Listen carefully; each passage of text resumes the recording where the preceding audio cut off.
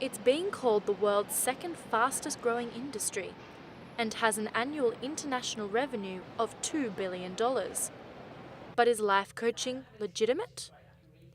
Sydney-based coach Lisa Phillips believes it can help young workers in both their personal and professional lives.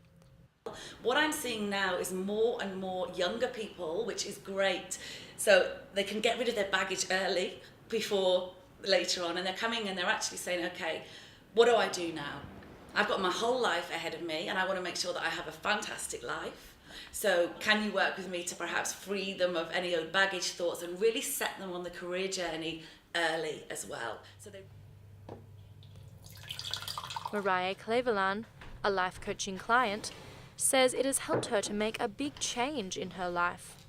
That I knew that I wasn't on the right path myself, so that I wanted to do something else with my life and something more fulfilling and more contributing, and I lacked confidence in myself to actually quit my job and do that, and I'm starting up my own business. But a report by psychologists from the University of Sydney has expressed concern that some young professionals may see a life coach who isn't qualified. As it stands, there is no government-affiliated board to moderate the industry. Yeah, so there's a number of different industry bodies. The International Coach Federation is the largest, and it's probably one of the most well recognised in Australia. And so it does a number of things. One is to acknowledge people that have undertaken coach training and to credential them, to recognise the experience that they've got, how long they've been coaching, and how much ongoing professional development. Stacey Ashley is a member of independent body International Coaching Federation. It offers a list of guidelines for coaches, but membership with the federation is completely optional, and coaches can continue working legally without any affiliation. They can legally operate, yeah. There's a lot of conversation about this in the industry at the moment and about the importance. And in fact, there's one of the recent global studies that the ICF conducted found that one of the single biggest things that gets in the way of coaching moving forward is the people who haven't yet invested in their own coaching development. The University of Sydney report also states that some coaches may be acting as de facto psychologists or counsellors.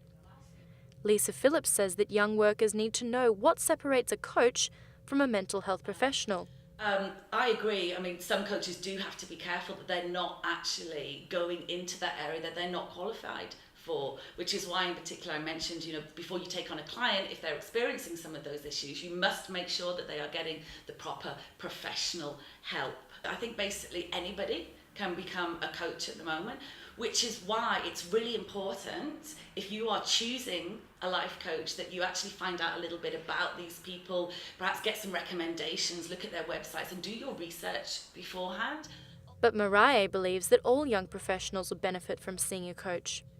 I think everybody actually would have advantages of talking to someone. So whether that's a psychologist or a coach, or I think it helps because we all get stuck in our own little mind and clutter, and yeah, this is something that helps me along with what I do, and it makes me feel better about me. So actually I'm happy it's something that I'll definitely continue doing. And as for her big change into her own business? I did a course in life coaching. Danica Wilkinson, Métier.